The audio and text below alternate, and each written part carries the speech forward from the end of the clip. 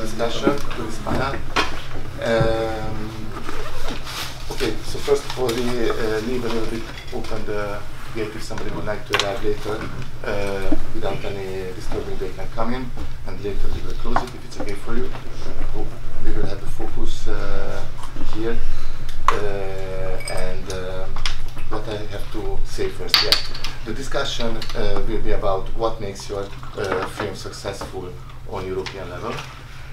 So this is our topic. It's a very big topic, and we have time to talk about it until 6 o'clock, and I would like to open the discussion to your questions as well. So I start with a few questions, and then anytime if you feel to interrupt us, just make a sign and don't hesitate to have your questions. And now will be something I have to read, because so many titles have at this table that I cannot remember all. So first of all, let's start with Inka Achté. Thank you very much for coming. Inka Achté, she's first of all the director of Golden Land. This movie is screened in Verzió Festival tomorrow around 6. I think we will have a screening of this movie. And she is a creator of the DocPoint Helsinki Film Festival, which is a very important northern film festival. Not creator, head of programming. Curator, but I have a very curator. Yeah. And she's co-founder of Raina Film Festivals Distribution as well. Was I? Yes, correct? that's perfect. And Juliana Ugrin, she's a producer of Eclipse Film, which is like they made incredibly lot movies which traveled all around the world, actually, not only Europe, but you had movies screened in Asian film festivals, so she knows a lot about our topic for sure. And also she is a co-director of a movie which is screened in our festival, and this will be, I think, on Friday. Holy Dilemma. No, it's tomorrow also. It's tomorrow also. Yeah, it's at 8:30. Yes, and it's a great movie. We have just seen it with Csaba 2 days ago, and we got it as well. So The title is Holy Dilemma. Holy Dilemma. Yes, thank you. It's important. But I'm also, producer of 2 other films which are also here. Yes, The Missing Tale. The Missing Tale and what is the English title? The Kasság movie. Kasság movie, which is Holding like holding a wolf. Like we do. Like we do. Okay. Sorry. Thank you very much for your help. Yeah. And okay, let's continue with Yannick Doyle, if I pronounce it well. I'm impressed. And Yannick is a commissioner of the Swedish Film Institute. Documentary film. Documentary Film Institute. No, I'm the documentary film commissioner of Swedish Film Institute. Thank you. And Csaba Bereczki from the Hungarian Film Institute, and he is the director of the International Connections, Affairs and the Sales. Yes, and I'm a director of... And Soul Exodus, which was also like a few years ago. Few years before the pandemic. Exactly, it was screened on Verzió Festival, and your movie also went around the world to a few places, so I'm very happy actually that we have directors as well now, so we can really start at the roots. And I'm actually a director. I thought before I joined commissioning as well. Yeah, if you're working documentary, you have to have 5 jobs. I was also a producer, and I've been a programmer for the festival. Yeah. Great. Okay, so I... so it's not just Hungary, it works this way. No. And last but not least, this is I think what I have to say now, László Józsa, who is producer of the Speak Easy project, which also made a lot of movies which went around Europe, Ultra, Ghetto Balboa, just to mention a few. And he's the head of Association of Hungarian Documentary Filmmakers, but this is not the right word for it. Madoke. I am the first president of Madoke, but I handed over this position to Juliana, so I'm one of the founders of the Hungarian Documentary Association. That's very important. And one thing, and me, I'm Szabó Szirony, and I worked for the Verzió Festival for a long time, and also maybe it's a little bit important that I do the Kinedoc, which is an alternative distribution East European form of sharing documentaries in small communities, and I do the Hungarian part of it. So this is enough from the titles, and I would like for the start to step back a little bit, all of you, from all your experiences, and I would like to ask you about one personal thing, and from all of you, if as a consumer looking for documentaries, what are the things that you look, if you go to the cinema, you want to watch a documentary, what are the things you look for? And please also, so you can mention any titles as well in your answer, and also like just tell somehow why. So what is the thing you look for in documentaries? As a viewer. As a viewer, as a consumer, yeah. Anyone wants to Can I just start, because I cannot fully answer this question, but I wouldn't say what do I look for in a documentary, but what do I look for in a film, because documentary is a film, and sometimes this is mistaken. Yeah. So and what do you look for in a good film? To excite you, to not to let you go from the view, because if you just want to stand up after 5 minutes, it's not good. So it's I couldn't answer you better than this, but just this is always a kind of, when I click on Netflix and it says genres and it says action, love movie, documentary, so it's just a different genre. So I just want to emphasize this, that documentary is film. Yeah, and I think that also when you are selecting, let's say, okay, I go for the cinema to watch a good documentary as a film, then I think we have the same criteria than for fiction. So that it has to be a strong film about something important or someone important or artistically well made. So for me, a good documentary has to be as good as a good fiction film, and this is what I'm looking for. A lot of times here in Hungary, when I go to a cinema, I first watch the Hungarian titles, because I also know that also the Hungarian audience is very much into American movies and whatever, and there are so many good Hungarian films. So here in Hungary, this is the first what I'm looking for, and then the same criteria as for fiction. Yeah, I'm very happy that just in the beginning we can speak about this artificial difference between documentary and fiction, because for me it's the main subject in this case, because to be honest, we are a special audience, we are a special viewer, because we make films too. So I think that we look films with other eyes. Not a civilian audience. We are not civilian audience, but and it's a problem of the press, of the critics, and from the past, that they did this huge difference between documentary and fiction, because the truth is that when we look at film, we are looking for a movie. We are for my experience, I'm looking for truth, something deep and very emotional.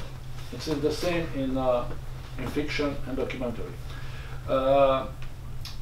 People have said that it's a huge difference between documentary and fiction, because documentary is showing the truth and the reality, and the fiction is something it's not real and not truth. And I think that it's not. It's not valid at all, because you can make a mistake with a documentary that you think that you show the truth and the reality, and in the fiction maybe you can show this reality or the truth or the emotion more deeply and more truth, because everybody said that in a documentary, when I film something, it's the truth, it's the reality, but it's not true, because it's my reality, because this frame, it's the reality. So where I put the camera, this is my reality, it's not the reality in general. In fiction, it's the same. That's why it's no difference between but the main problem, and we will talk later, the main problem today with the distribution and production of the documentary is this difference in the heads of the protagonists. This is a very important subject. I think actually, but there is a big difference between as you make the two kind of movies. So there is no difference at the somehow at the entertaining. Technically, part as it comes out. We have a difference, but the way as you make it, it's not the same. It's the same because in a fiction you have a casting, you have actors, etc. You have a fixed scenario, but in the big documentary you have to know exactly what you know when you make fiction. You have to know why you make this film and why with these people or with this subject. So that's why I said it's not a huge difference between the approach. It's just script writing comes in a different time. And the script writing, it's editing. It's the same. The main script writing documentary, it's the editing process. Thank you. Yeah, I just wanted to. How many here have seen Grey Gardens, the documentary? One, two. Who? Grey Gardens. Grey Gardens. I mean, it's a masterpiece from. I mean, it was one of the documentary films that sort of sets the genre. Okay, well, so I mean, so that doesn't work because it was actually turned into fiction as well, and it flopped completely, and no one has been talking about this as a masterclass. So my point is that I think the last documentary that where I went to the cinema and I bought a ticket was Citizen 3. And that was also because of the access that the director had to this character who had done what he had done. And I was like, okay, now there's a person who actually wants to live in on something that I want to know something about in a cinematographic way, and not just television. And I think that's the sort of the depth of documentary filmmaking, is that we have the capacity to look into a subject matter deeper in a completely different way that television does, for instance. Having said that, I don't watch so many Finnish documentaries anymore, as I'm working with rough cuts and stuff. But that's interesting too. I think for me, I echo what you were saying, that I'm not sure that I'm like a normal viewer, because I have professional interest and it relates to my work. But I would say that there's a strong angle for me, not necessarily to be entertained or be. I mean, if that happens and I'm entertained and I'm taking on an amazing journey, that's great. But I think that often I would maybe, if I buy to see something, it's because there is something, maybe a new approach, or maybe, I don't know, maybe it's the new Werner Herzog movie or something, so it feels like it's a person whose career I've been following. But generally it's what's particularly interesting to me about well, actually all filmmaking, but in particular documentaries, that how do the makers of those films translate the world around them into an audiovisual experience, whether it's a story or not. And I tend to prefer to watch documentaries, actually, maybe because it is something that I do myself, so I feel like it enriches me more, and I'm much more critical of I ask more from fiction films, in a way, that they really need to do something that I haven't seen before. Mm-hmm. I mean, yeah, I guess that sounds a bit harsh, but that is actually how it is a little bit, for me. Yeah. Thank you for this round at the start, because I think we have now some milestones where now we know each other in a way, how we think about movies, and I think we should take in different parts this discussion, and let's start with the development phase and of the creating a documentary. And actually, let's go a little bit before, and let's start. If you find a story which is just like laying next to you, how you decide that this can be a story? What are the most important parts of as a producer, how you pick out from the thousands of millions of stories like exactly one, and how you feel the potential in it, that it can be a successful story screened for an international audience later. Because I think at the start point you have to somehow decide for which kind of audience you would like to take out this story. Am I right with this? Well, I think like personally, I'm often, and I mean, I'm quite privileged because I come from Finland.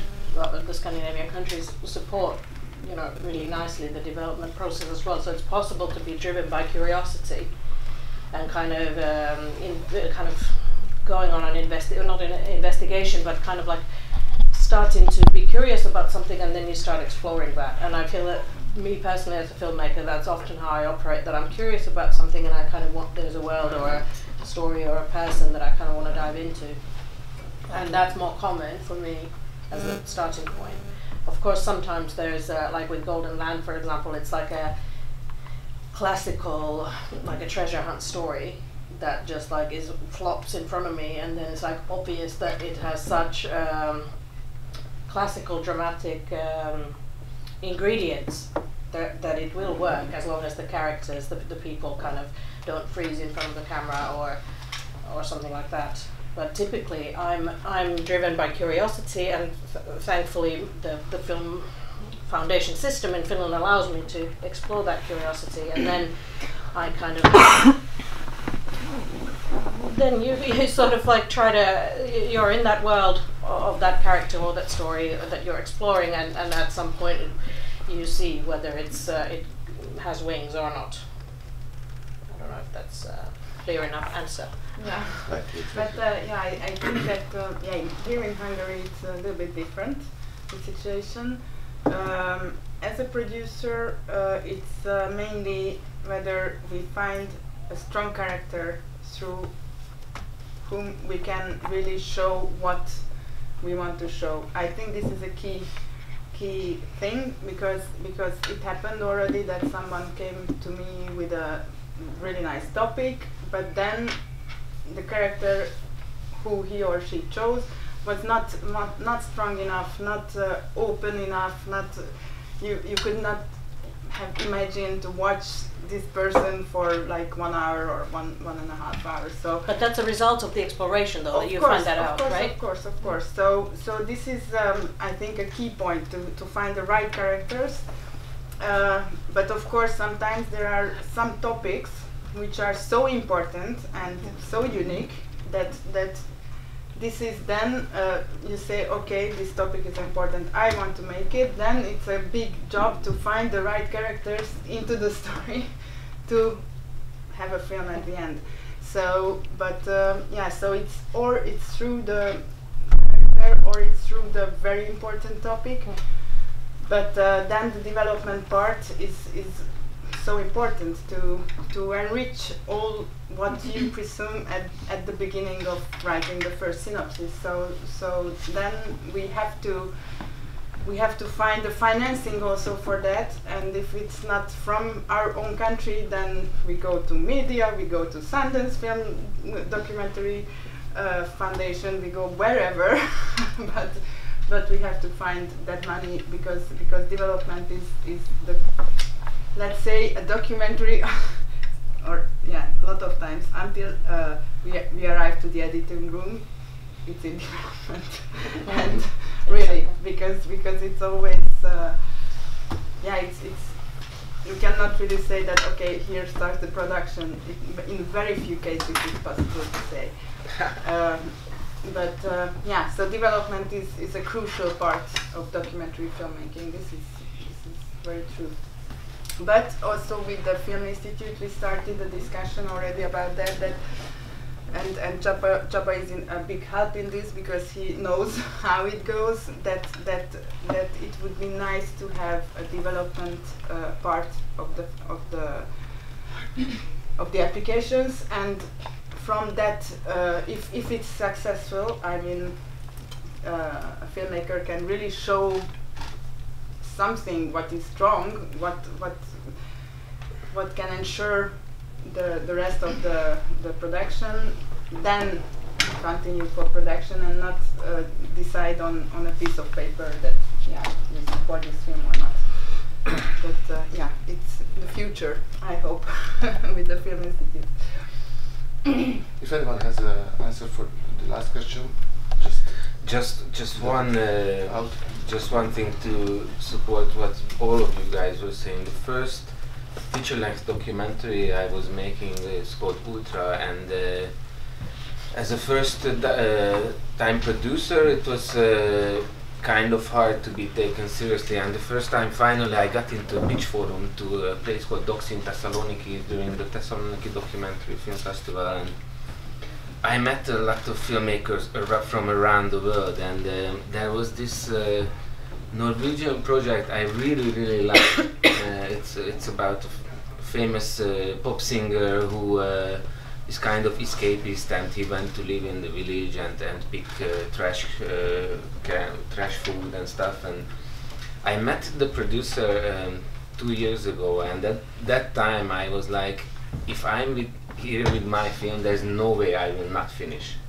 And I met this Norwegian producer, and I was like, how is this film you were making? And she said, we closed development, and it didn't find market, or didn't find the audience, or didn't find the form, and we let it go. And I was so shocked that a producer is making this kind of decision. But that's why why development is important, because document is, you have to start shooting, showing material, figuring out if this film is gonna work or not, and then sometimes you put a lot of energy into a film. In Hungary, I personally self-finance some art development process because my company is making commercials as well, and I invest to each of my films with the risk of losing that money.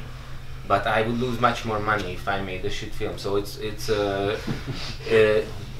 a life or death situation to kind of make that decision. But quite often filmmakers look at development in Hungary, development money from Creative Europe, to finish that film on Creative Europe development money kind of thing.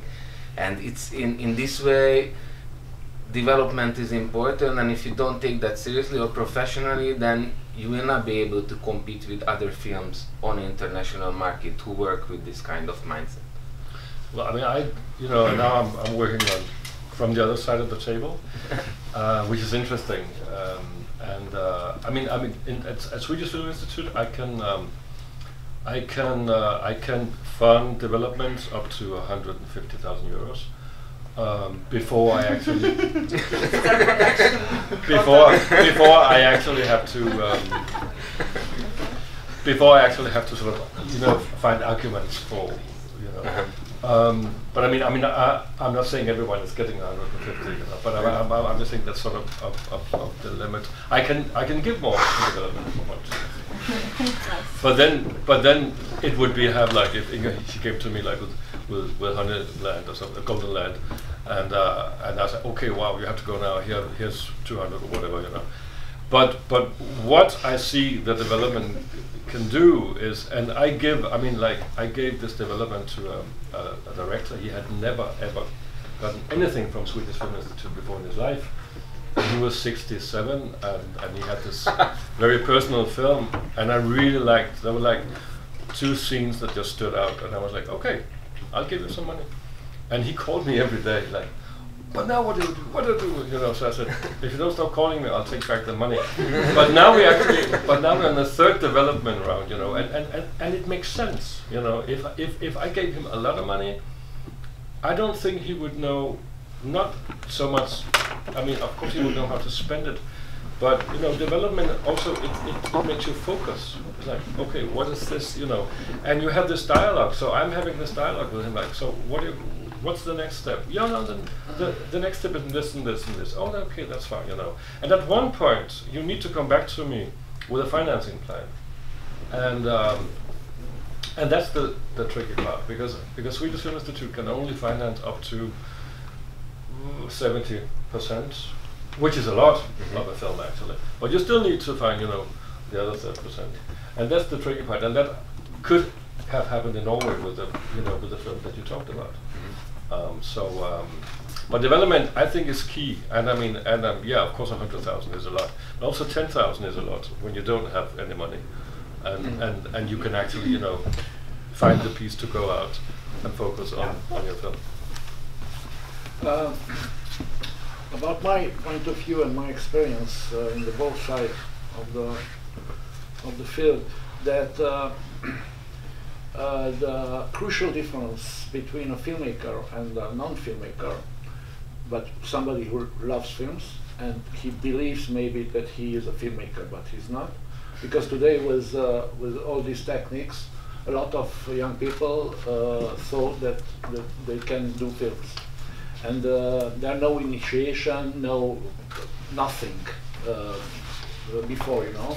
He's 22 years old, he has an idea, and I'm a filmmaker. Fortunately, it's not true. And the huge difference between a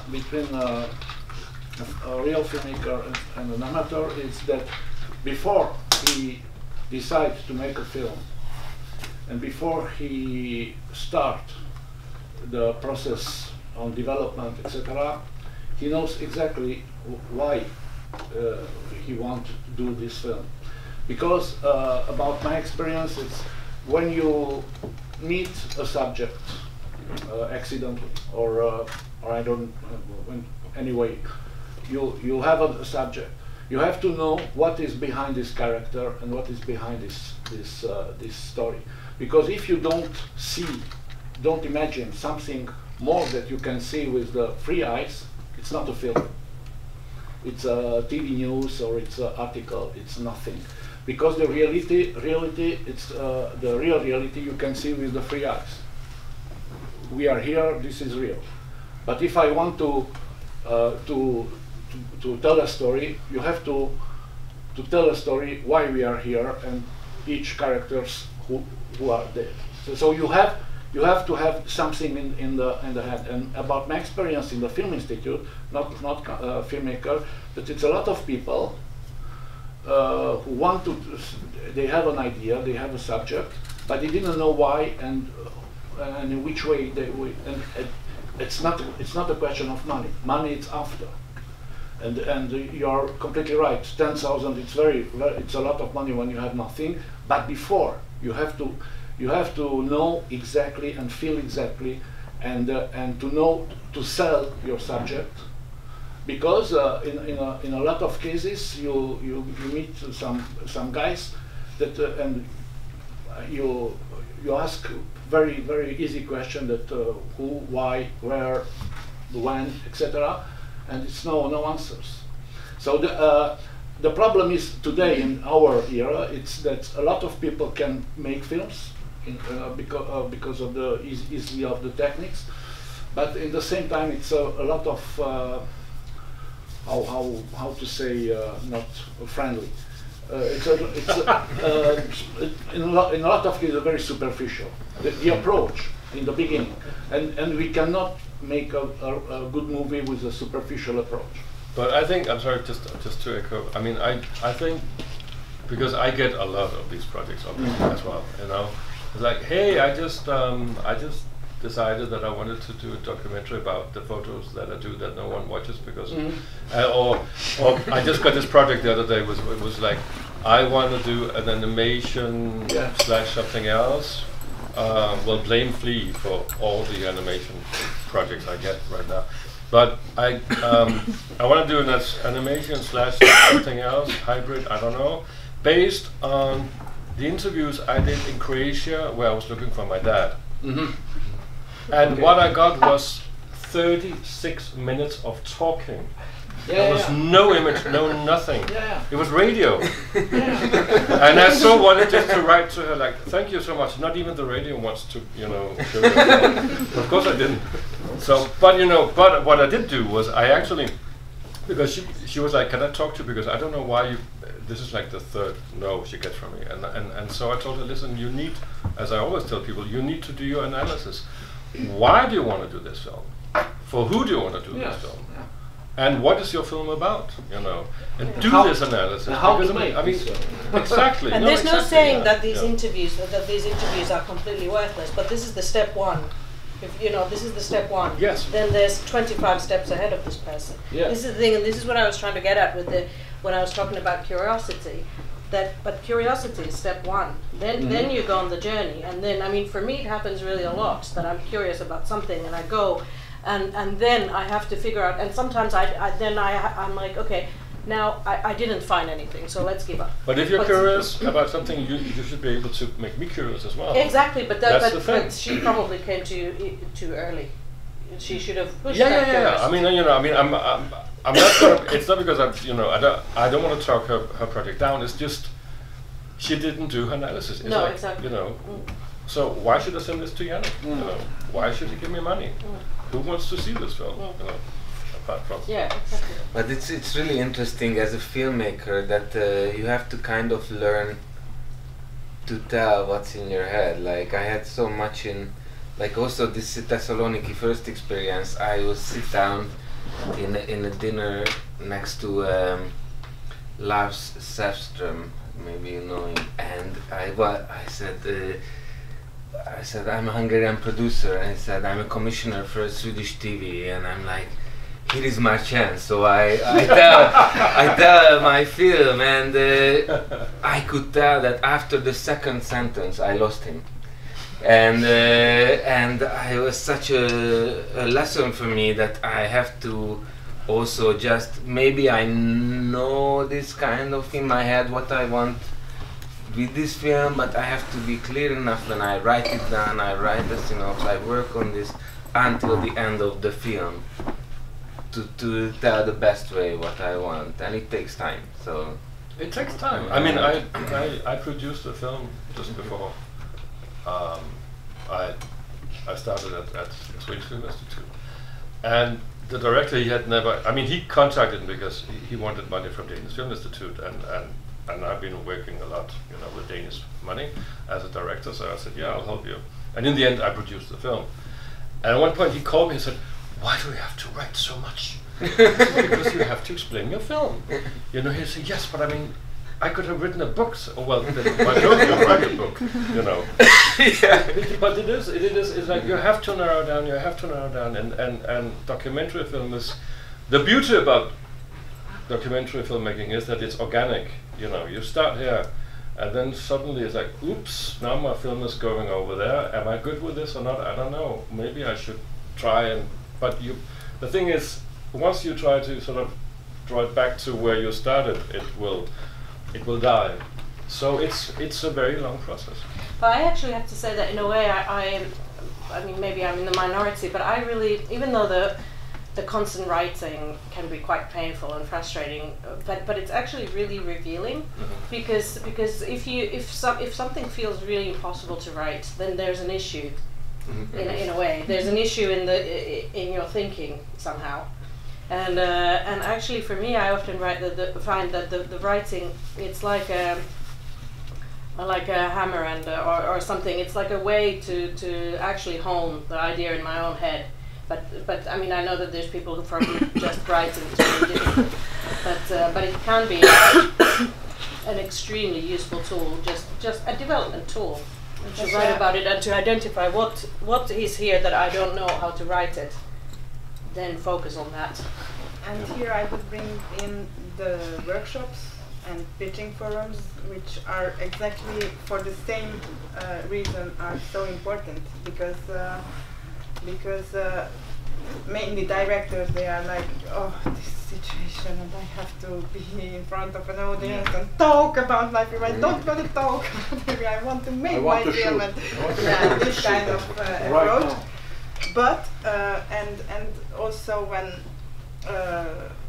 sometimes I'm with directors who, and then we have to win the prize because this will bring us money, and I always feel that not the money is the most important thing what we can get out from a workshop or from a pitching, but it's the process itself that we spend together 1 week, 3 days, whatever, with the project, working on the and somebody asks questions that you don't know how to answer, and then you're forced to think about it. That's it, yeah. So already when we are measuring whether a project can work on an international level or not.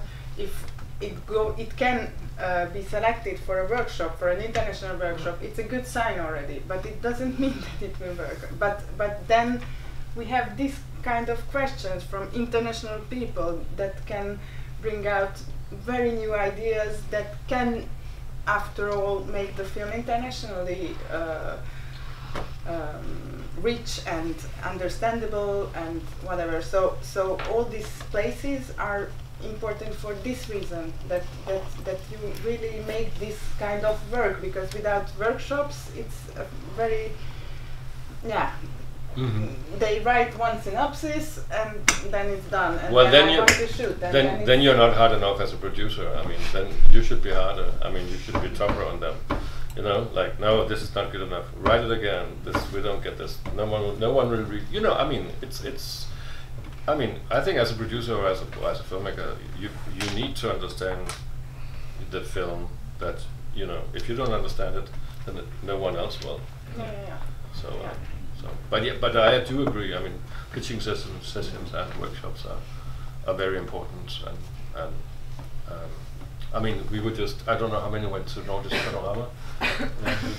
And I mean, you did, and I did. I mean, and I was as committing editor, and I was sitting up there with the film that I gave some development money, and they just did the shittiest pitch ever. I mean, it was so bad, and they knew, and you know, they were almost crying afterwards. And I said, "Well, guys, this was really, really bad." And they said, "Yeah, we're desperate." No, you're not, because now you know it's not working. So it's, you know. So, and actually they have really good meetings, and now they're onto it. So, you know, so even a bad pitch is better than a no pitch, basically. Agree. There are two questions in me at this moment. First would be actually what Euro said just before. It's like, okay, we are at the development phase, and somehow money arrives. And when money arrives, it's changing a lot of things. For sure. Then you have to think more conscious, and you have the creativity, but now you have some kind of drive. You have to make your job. And you have to make the film.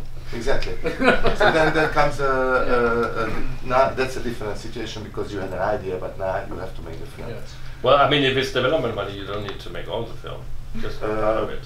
Yes, but it's not. It's a bad sign for the future film, you know. If you had a development film money for a film and you don't make it, and the next film it will be. So when you got the money, take it. No. What I'm saying is if we're just talking development money, then you shouldn't make the whole film. That's what I'm saying. Yes. Just make. But for the financials, it's not a good sign that you develop a project and finally you don't make it. Okay. I had this, like, I developed 2 films, unfinished films with HBO Europe, and the first time I said to Hanka Kastelicova that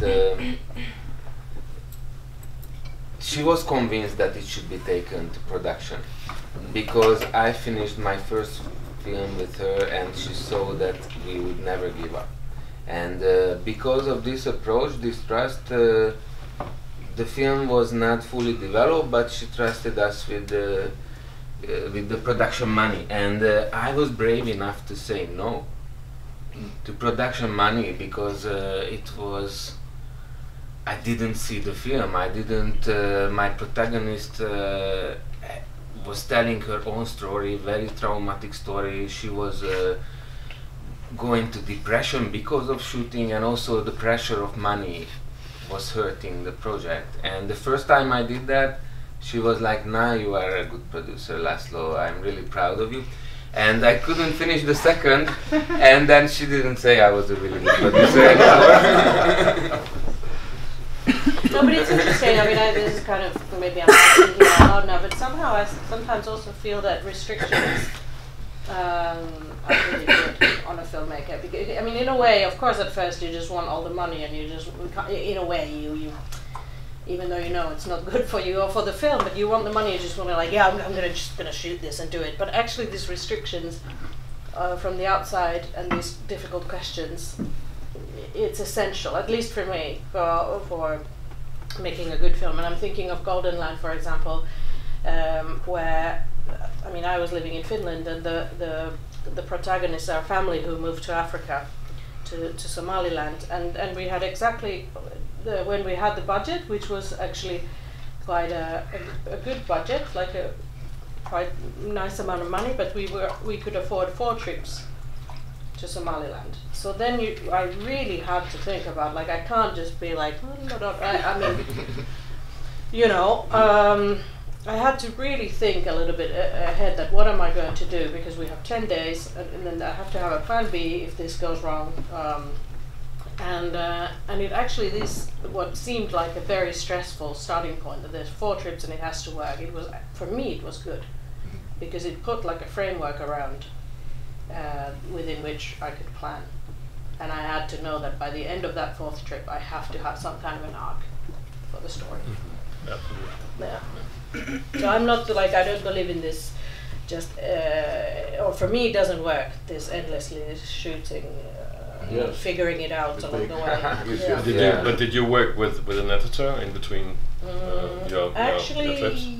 Yes, because for pitching teasers, which by the way I think is also really fantastic, because you see, so that's actually a really good point, and I would really recommend that if you're doing a feature doc, to try to edit in between, because then you see what doesn't work. So for example, we saw that the character, I mean, in a way I knew it being on the location, but I really saw it in the material that he's very much struggles to show negative emotions. So he was a bit like this slippery soap that you can't really grasp, and that was especially visible in the material. So then I had to think of ways that I can show some kind of low point, find ways to show a low point or something, because he will never swear on camera or cry or bang his fist on the table. I mean, not everybody's like that, but that, you know, so yeah. But the reason why we cut it was because we needed to show something to the financiers to get more money, or we needed to go pitch somewhere. Yeah. Yeah, but that's why story is also good to have these separate phases of production, because, and again pitches, because at pitching forums also, of course, you have this 3-minute trailer, not longer, not shorter, whatever. But it's good when you have this 10 minutes material more to show, and during filmmaking you can work on this, and then you can feel what you are missing from there. So maybe there is something in your head, but you can't show it yet, and you want to show it, and you have to be cautious about what you want to show, and then film this. And yeah, but also if we go back to HBO, Holy Dilemma, we had this situation that we received development money, and after that big silence. And we were, but we were so enthusiastic about this film, and after a while I said, okay, we won't wait for HBO, let's try co-production, other money, media, whatever. So let's continue, and we continued filming and editing and whatever. And when the film was like 90% finished, then we showed again to HBO, and then they said, you did the well job, and we are in. And this is also, I think, important, that you have to believe in your project, and that you have to know why you are making it. But if you know it and you believe in it, we have to find a way of making it, whether a financer says yes or no, because if you wait always for the money and you don't do anything, and then you may lose everything, and it's not good. So yeah, it's a tricky, very tricky thing. But editing, I think it's really crucial from the beginning, actually, to see what you make, because yeah, then you can really feel if that's the right way to show it, or that's the right person, or that's. But also, it's your way of convincing the people with the money. I mean, yeah, the financiers, exactly. because I mean, it's yeah, you can explain, well, you know, this will happen and this will happen and he will be and she will, but it's like, yeah, but what, how do I know? How can you show it to me? And how does the co-production or the money givers, like film institutes, like the people who give the money, with follow-ups or with any advices, how much you go with the movie and how much you affect the story of the movie during the development phase as to arrive to this international level? If I like from the if I enter the Hungarian film production. First of all, yeah, maybe the question was not very clear. So first of all, especially the Nordic countries are in a lot of situation in co-production. Yes. Co-production. But there are different rules. Major co-production. Yeah, but there are different rules for the different countries. I know obviously for Sweden. I have a certain amount for co-productions, and it takes. I mean, if there's one here, you know, if you would apply, for instance, it would. You should find a Swedish co-producer, and the money from Sweden should be spent in Sweden, which is called creative input. And basically, the only rule is that you need distribution in Sweden, which is a bit of a. It's a bit unfair because I can basically fund a film in Sweden with a Swedish with a major Swedish production without the distribution. I don't crave a distribution, for instance. I could just say, well, this is a really nice project. Here's some money, but for international co-production, you will need a distribution. But by distribution, would a broadcaster on board be enough, or you would need a cinema or some kind of like complex distribution plan? Video on demand, whatever. I mean, whereas in Denmark, it's you don't need an international. You don't need a distributor in Denmark, but you need.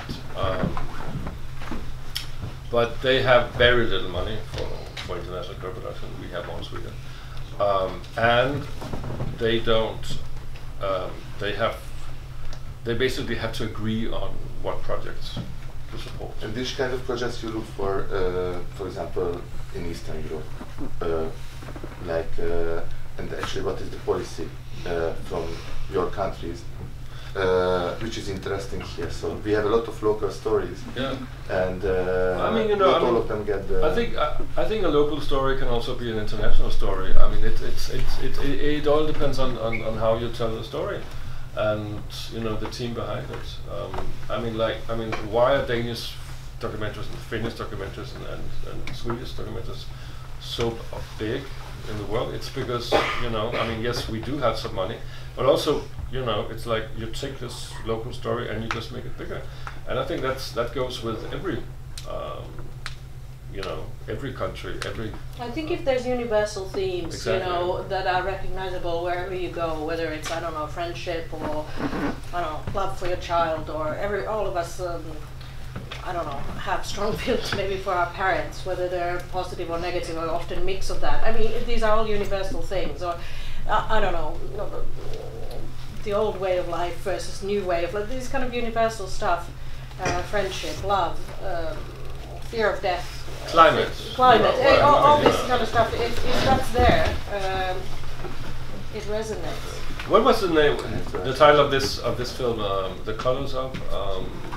It was a Hungarian film. Toby. Yeah, I love Colors that. of Toby. I love that film. I mean, it was a fantastic film, and it was and she was great. But what was really great was the parents. That was like the biggest part of that film. I mean, it was such a revelation, and there's still some dialogue that I remember from the film. And that's a very Hungarian, because it's very local. These parents come to terms with their daughter transgendering, but at the same time, it's also an international story. So, I mean, that's just one. Yes. Actually, just one short question. Is this you were talking about mainly like feelings fear of death, I don't know, love, these kind of things, and actually it's about love of a mother, and I think it's a coming of age story somehow. Absolutely. Also, like she's looking for. It is a coming of age. Yeah, exactly.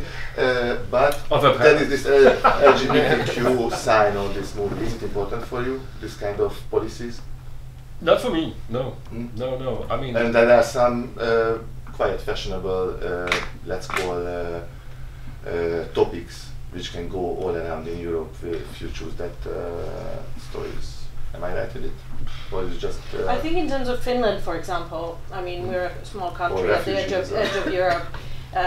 For example, when I'm choosing films for DocPoint, I do try to think of the fact that our country is quite homogenous, but it's changing, and that for me it's important that the audiences in Finland see and experience different kinds of voices. I mean, different ways of seeing, to expose the audiences over there to various ways of seeing the world. That there are different ways of seeing the world than the way I happen to see it, and whether it is a story of a transgendered person or a Finn with African roots or something like this. So I just try to, but it's more about the gaze that the filmmaker has than the topic as such. But this is I don't think you would ever succeed with just a headline of pitching. No. I'm making I don't know, like a transgender story where they want to operate themselves to, like, man, this would be like. Oh no, Yeah. we've seen too many. But Yeah. but then they just say, you know, like, I want to make a film about a man who transgendered into a woman, but then he regretted it. Mhm. Now I'm interested. Yes. And then you have the film The Regretters, which is one of the best films actually about that subject matter. Yeah. You know. So So it all also depends on Kate. But that's we were talking about before about the have you done your have you been analyzing your so I want to do this. Has this been done before? Yes. So what's new about my film, about my approach? And what's your personal point of view Exactly. on how you see this? I mean, this friendship, or this transitioning story, or this parent-child story. What is your personal angle into it? I guess that's the key. Thank you very much. On co-production level, I totally agree that a local story it could be a universal story, because I used to say when I approach a film that emotion has not nationality. So you can make the only thing that it's count. It's the approach, how to approach your subject, and how to make the film. That's why when I said in the beginning, it's very important. It's some initiation and study of filmmaking, because it's a job. It's a real job. It's not entertainment for the guys who make films. And in the co-production, it's very difficult, because about my experience, the documentary co-production is even more difficult than the fictions, because we arrive at a very crucial subject. It's the distribution, because in Hungary, for sure, in France it's a little bit different, but in Hungary and in other Eastern European countries, the audience, even the audience who like documentaries and National Geographic, etc., in the TV, they don't go to the cinema to see documentaries. They know that it exists, that's because they have a marketing and everybody knows that it's in the cinema, but the audience of documentary it's catastrophic, even for the good in cinemas. Mm-hmm. And that's everywhere. Yes, Exactly. and this is a problem, because this is a huge problem, because everything I don't say that it's distribution, it's the question's visibility of a film. You make a film, it's an important film, it's a good film, it's important to people have to see this film, and the visibility, it's very difficult. In national level it's going, but international level it's very difficult because of distribution. Because about my personal experience, a lot of distributors and deciders, they suffer the lack of imagination and courage. they have some very strange fear about to distribute documentaries. In a lot of cases, and I'm saying only about good documentaries who are seen in festivals. That's why festivals is very important, because it's a huge door to go out.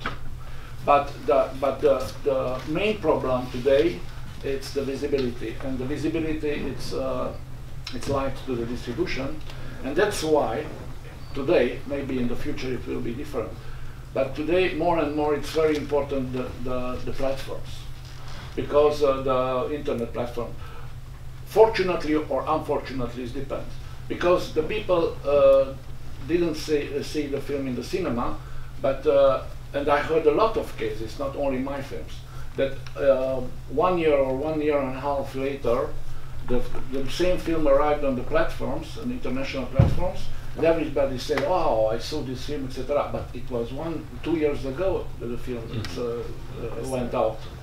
So that's the and I think even for the producer, for the authors, for the directors, for everybody, and for the audience, the main problem and a main illness of our job is the visibility of the films when it's finished. That reminded me of something that I felt quite a big struggle with as a filmmaker, because in Finland we, in theory, any kind of distribution in Finland is accepted by the Finnish Film Foundation, but the reality is that the commercial channels don't commission documentaries, and theatrical and theatrical take so little that we need, and also money-wise, we need the national television to come on board. But the national television are freaking out because people don't watch television anymore. Yeah. So they want to increase audiences, which they obviously have their own idea about what that means. That it needs to be accessible, it needs to be quick, it needs to be appeal to young people, and then when they are themselves approaching pension, they don't really have necessarily, or they have some weird idea about what young people want. And the trouble is that, well, for example, me as a director, I very much felt like, okay, I worked in a sort of observational way for the last 2 films that I made, that I would love to push myself creatively and artistically a little bit and try something that I already know I can do this, and but there's like an ambition, creative ambition, but then the TVs, I mean, of course they are allowed to have their interests, but when we need the television, it kind of dictates a little bit what I can do. Yes. And of course I can make I can make a festival version as well, but it can't be a completely different film. I mean, it's still so. This is something I find quite difficult. Expressions in but it's not only the length, it's also the rhythm, the style. The rhythm, the style, how it communicates. Exactly. For example, I mean, it can't be too difficult for the average guy back in central Finland to understand. Showing the first 5 minutes the conflict. Oh, exactly. This one, there needs to be a clear conflict, clear. And I actually like a lot of films that don't. I mean, the strong stories are great, but there's also really good films that don't have a classical narrative or, necessarily a crystal clear conflict. But I can't make those films because I need the TV, and the TV don't want those films because they think, no, but the average guy in central Finland is not going to understand that. But the average guy in central Finland can never understand that if he never sees that either. You know. I had this film pitched a black and white documentary, and the first question on the panel from a TV, do you know that TV is colored these days? So I had this kind of, it just doesn't fit. But just for one quick thing, there is a big difference between Sweden and Hungary. My first feature-length film was bought by Viali in pre-sale, which doesn't happen these days too much. So they believe the first-time filmmaker to produce this film, and it went on national TV, in Finnish TV, and on that day it was an extreme long distance runners, ultra runners. So they actually Viali put energy into creating on that day a program. In the sports program they were talking about ultra runners, in the online section there were a couple articles about the most famous female ultra runner who ran on this race in Spartathlon. So I would say that for me it was a very, very fresh air to screen my film on Finnish TV Wiley is great. And see the professionalism they work with this film. And to be honest, we lack even commissioning editors in Hungary. But so what was also a very nice story with the woman captured, that we pitched it a lot in pitching forums, and when we were in Zagreb Docs, ITFA, Adriak was there from ITFA, and she just said, yeah, I like the story, but you know I can't. They don't understand. No, but I can't select it because I'm working with the Y, and the Y is working on a series about modern day slavery, and we are already commissioned to them, and I cannot select the film to the forum. And I was like, sorry, why? And then what happened, because we were in contact with Mette from the Y, and we met her in Doc Leipzig, and there she told us, okay, I have already my 6 films, but I can maybe take you as a short. And my director was just like, no way, no short of this. She said, why don't you take 7? and then what was really, really interesting, that we went to Doc Incubator with the film. The film became so much stronger because of Doc Incubator. Selectors were watching it. ITFA selector was there. He said that our main competition, or first appearance, but you are in. At the second session it was like, oh my god. And then Mette came back into the picture, because actually she lost one film, and this I received the news from a friend producer who knew her and whatever. And this was such a, we made this film from this amount of money, from TV money, and you know, already with the lengths we had to fight that we won't make it short, and so it was made really from very small amount of money, and just at the end the Y came in with the real money and actually this film became it was premiered at ITFA, and then at Sundance, and then it went all around the world, and thanks to the Y it went in 18 countries on TV also, and BBC and whatever. So then it became like a really big thing, but it could have been different, you know, and it was so big experience that again that you do what you have to do, and you hope that people will at a certain point see that this is what they need, and this film became the flagship of the Y slavery series at the end because of it. So it's yeah, what I wanted to say with this international, no, because yeah, at this first pitching,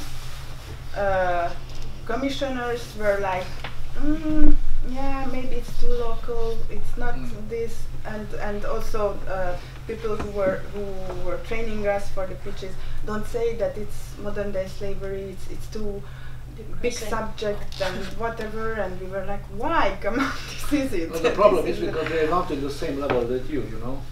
That I said, this lack of imagination, lack of courage. They didn't understand, and they have a fear to take some risk, even little risk. Yeah, and it was so hard at that time that it was the same project. It was, of course, it became better at Doc Incubator, but it was only the editing, you know. So what we showed before that at pitching forums and whatever, it was always the question of, is it too local? Is it understandable for the international audience? Is it? Sometimes it's also about like luck, like what just happens to happen in the world. Like my first feature was about these Indian men working around or kind of trying to educate teenage boys around gender-based violence, and everybody was like, and then Me Too movement happened, and all of a sudden it was like the money just came rolling in, and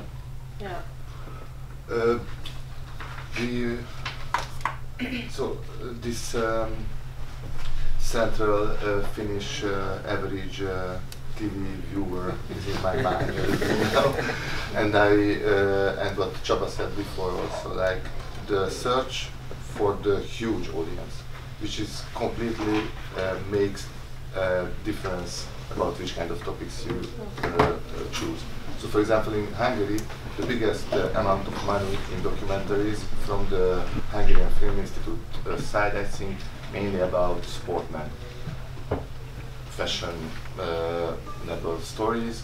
We are almost sure that there will be a lot of people who will watch Olympic, all the average people want to see these Olympic medal winners and this kind of people.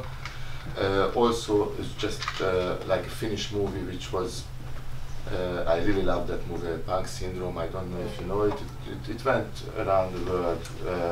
The first story, actually, like they were in the Eurovision contest, these guys. But actually there was an extra stuff that they were like mentally disabled people, and so it became a very different story out of it. But actually they were celebrities in Finland itself. So you look for the topics which is really like, if you want to, and ultra is also a little bit like this, that there is a huge amount of people around the world who love to run for a long time. But for example, the Punk Syndrome, I might be wrong, but I seem to remember that what was happening was that the director was making this film for a long time. You might remember better, but and then it was really like that. There was this uneasiness around the fact that the protagonist had Down syndrome.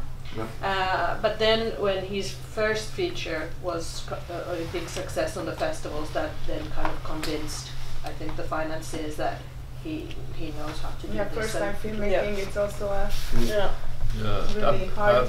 But I mean he started the film not because they became part of the European Song Contest. It's just because he thought this is an interesting story. So it was before. Yeah, absolutely. Yeah. Oh, and then it just it escalated. It's this part 2 where they go to Europe. Yeah, exactly. How do you deal with first-time filmmakers? That's a good question. Sorry. I mean, I basically look at their story. I feel like I'm repeating myself, but I mean, why do you want to tell the story? How do you want to tell it? I mean, I don't look so much as, there are a couple of cases where I told them, go out, get a producer and come back.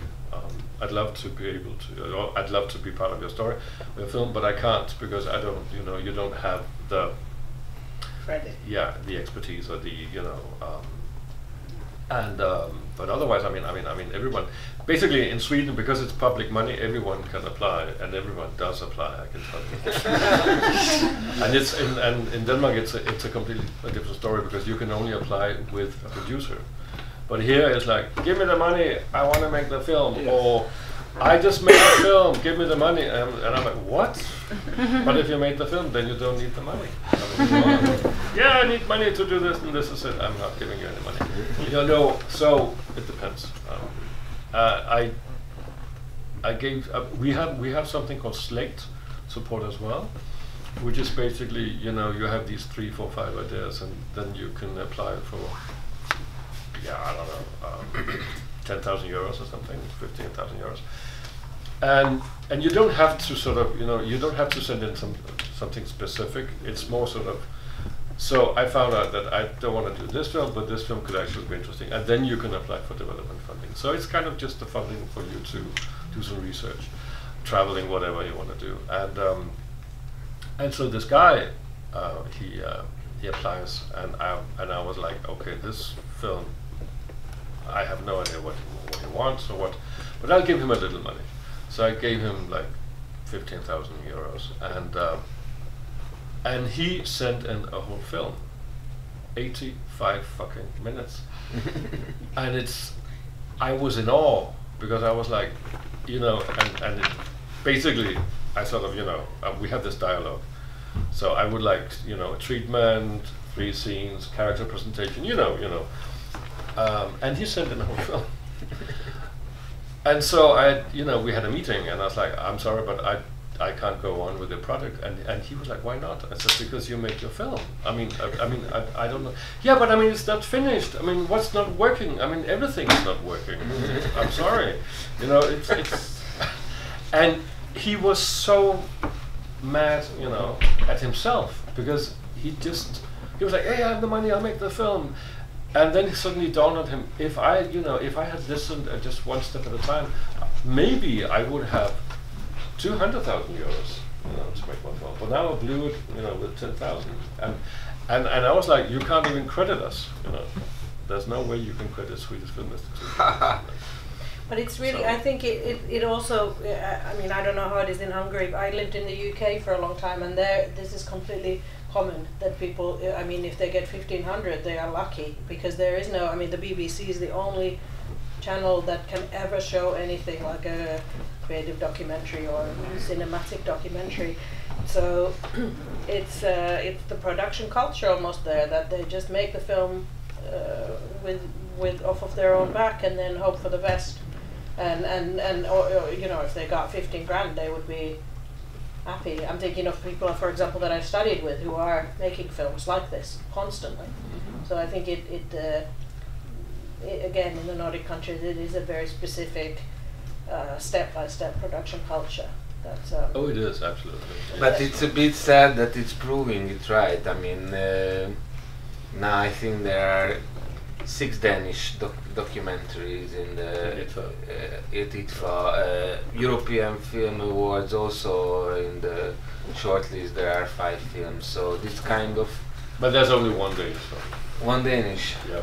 Okay. Yes, yeah. Well, So maybe 6 nominations for Denmark, but also for me, this when I go abroad and I speak to you guys, I kind of like I didn't go to film school, so I have to listen how it works, and these are the films I also have to go into competition with, and I in a way decided not to make 15,000 euro films anymore because it's not.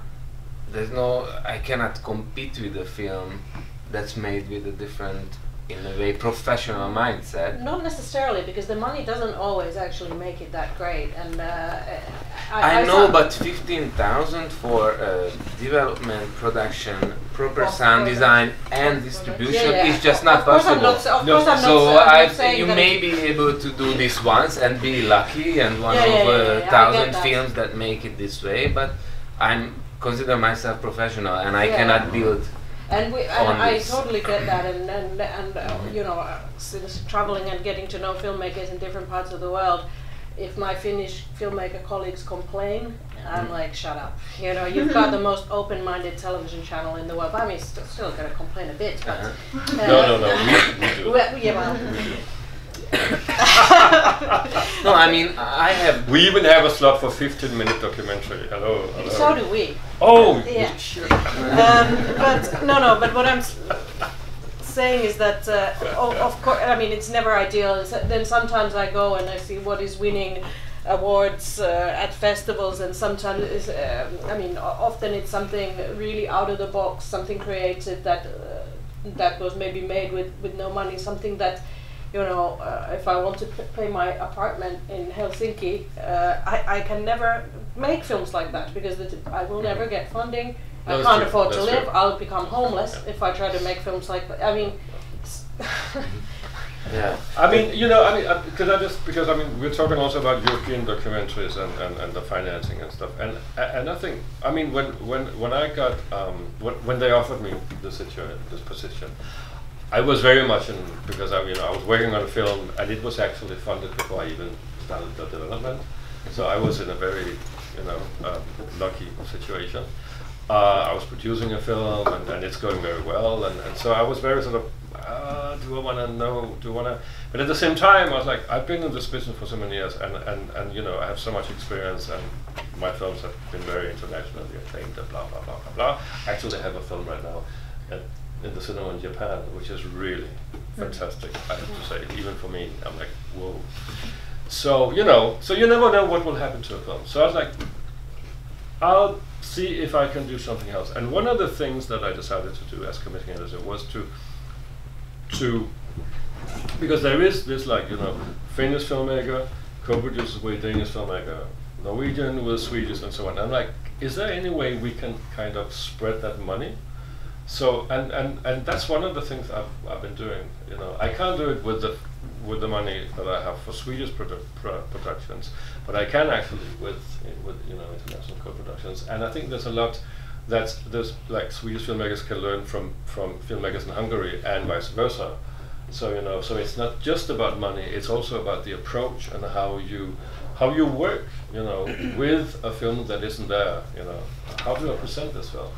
So you know, so I can only, you know, I mean, come on, apply, you know, find some. I just want to agree with you, because there is this filmmaker Péter Kerekes.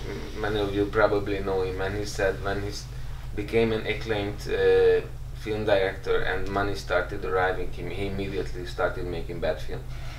And now he found a way to finance, but that's what he said. Yeah, so. But I mean, come on, one of the best films I've seen for a very long time is Balcony. It didn't cost a lot. I mean, come on, I mean, you know, and of course he did because of COVID and because, but I mean, it's a fantastic film.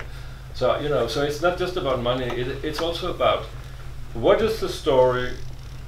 Is the story right for a lot of money, or is it actually enough that I go out with my iPhone? I mean, you know, that's also a part of it. And you can't buy good ideas. Yeah. That. Yeah.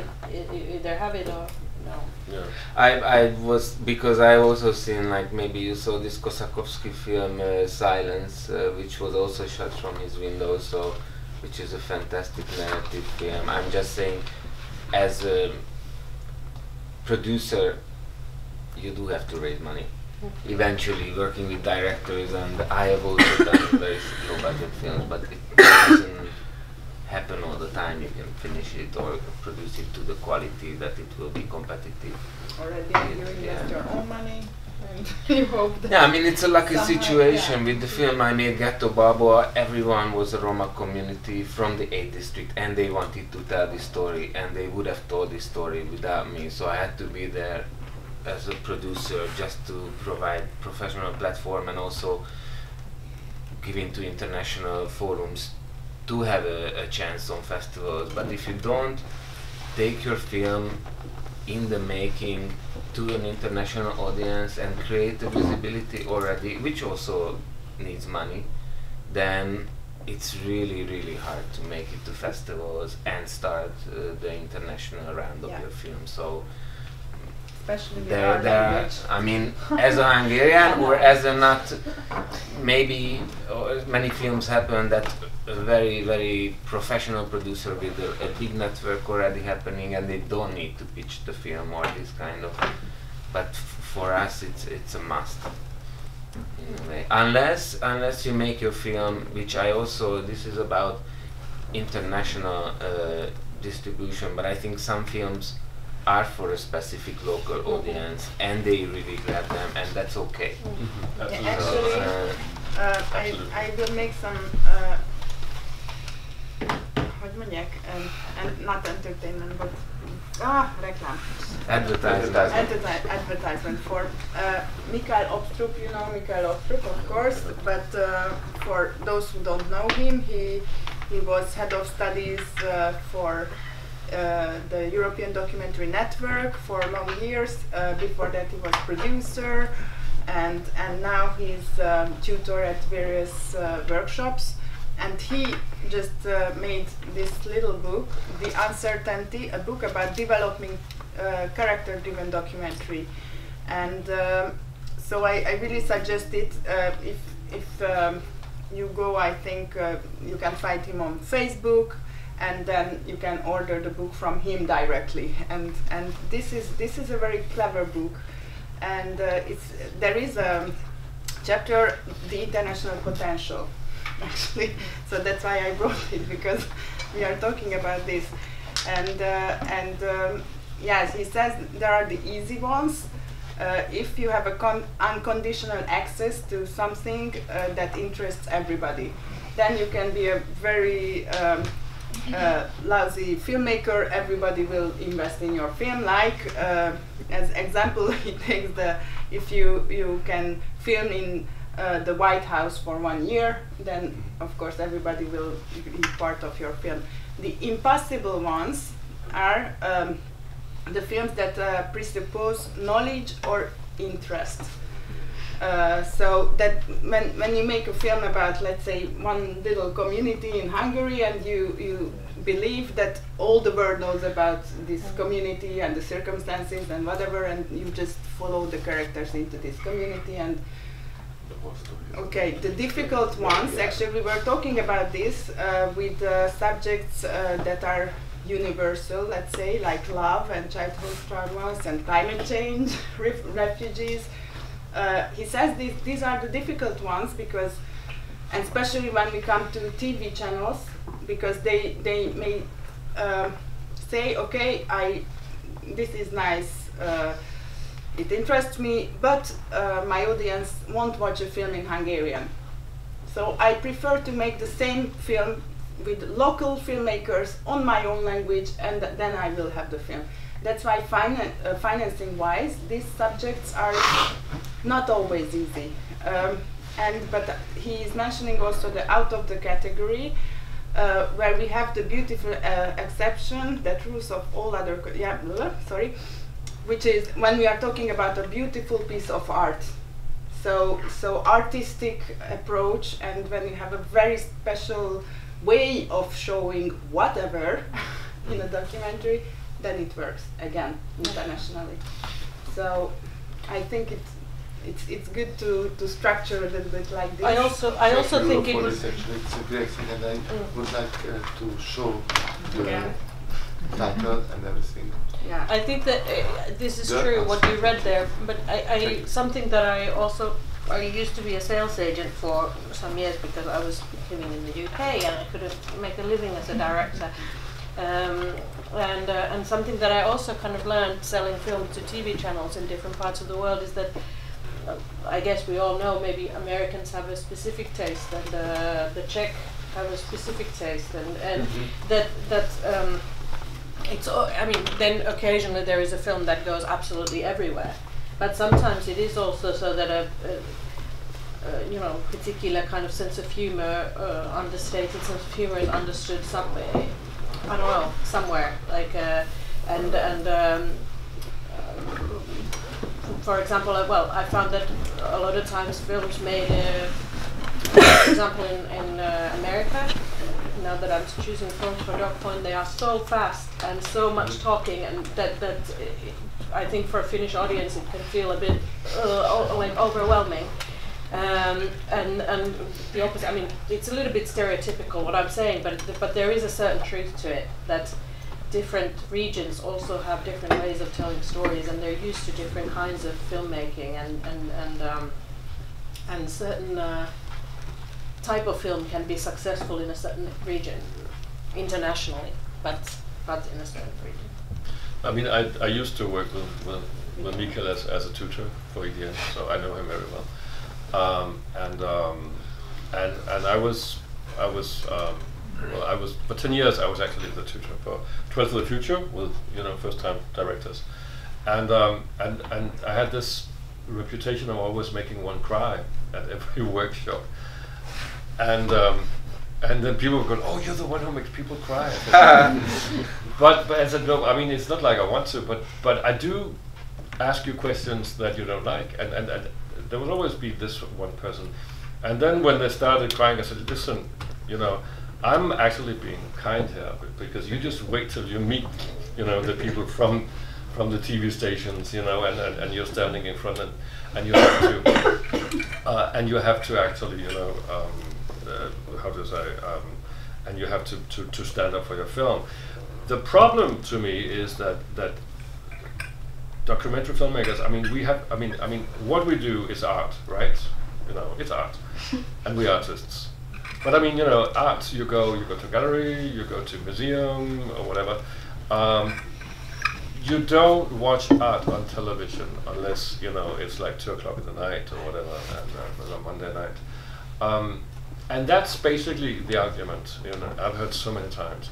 And I think that's actually where you as a filmmaker or a producer or whatever, you know, you should step in and say, okay, so maybe I should, so who should actually see my film, you know? And is there any way that I can step up the story? Can I do this? Can I, you know, can I make the pace? Like, I mean, if you see a film which is a smashingly beautiful film, Taming the Garden, and it's a very, very important film about trees, but it is so slow that even I, which loved the film, at one point I was like, come on, you know, I just speed it up, and sometimes, you know, I think we have to, you know, if we want documentary films to survive, we need to look at our audience as well. We do.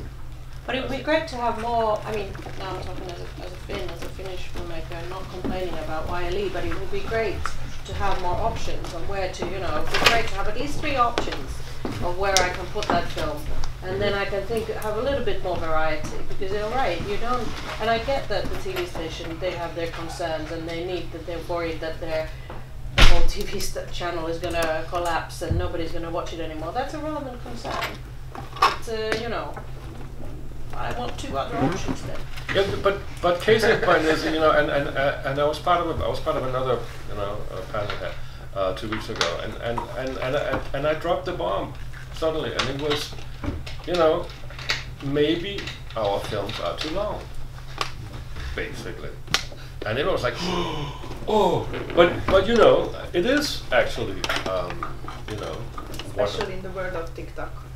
Yeah, I mean, you know, and sometimes I'm also like, but why does this film have to be 100 minutes long? And it's actually true. When you see it on a smaller screen, it feels longer somehow. When it's on a big screen and it takes a little bit time to look like this, you allow much more longer shots, for example, I think. And of course, if you are in a cinema. Yeah, exactly, that's what I meant. Yeah. Absolutely. But I mean, I've never done a feature film documentary feature that where we didn't do 2 versions, and I have to say that, you know, and I was like, oh no, and then I saw the 60-minute or 58 or what have you, and I was like, where did that go? You know, I mean, it was like we just chopped 30 minutes out, and I couldn't even see it, you know. And there's nothing wrong with, you know, with a slow pace and everything, but exactly, you know, when you're, but. So I guess so we also maybe have to, you know, be a bit realistic about what we do. Yeah, but also when we are talking about the 2 versions, and it comes out a lot of times, it's true. But then it's also a question of financing again, because we here in Hungary, in general, we don't have the money to make 2 versions. We are happy if we can finish the 1 version. Yeah, but and then you know, and then it's extra energy, extra time, extra whatever. Okay, the energy part is in documentary filmmaking. You always need your extra energy, but if your film is 60 minutes, I mean, wouldn't it be better in terms of selling it to TV stations? I mean, and you know, that's my point. Do you want your films to be shown at 17 film festivals and then it dies, or do you want actually, you know, people to exactly, to that's a really good question. No, and there's no wrong or right answer, because it depends on, at least where I'm concerned, it depends on my career aspirations.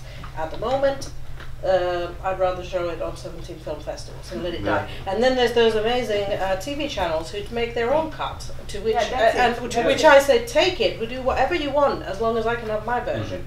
Yeah, that's true. That also PBS did this for a long time. I don't know if they do this still, but they like one film. They say, okay, I want it.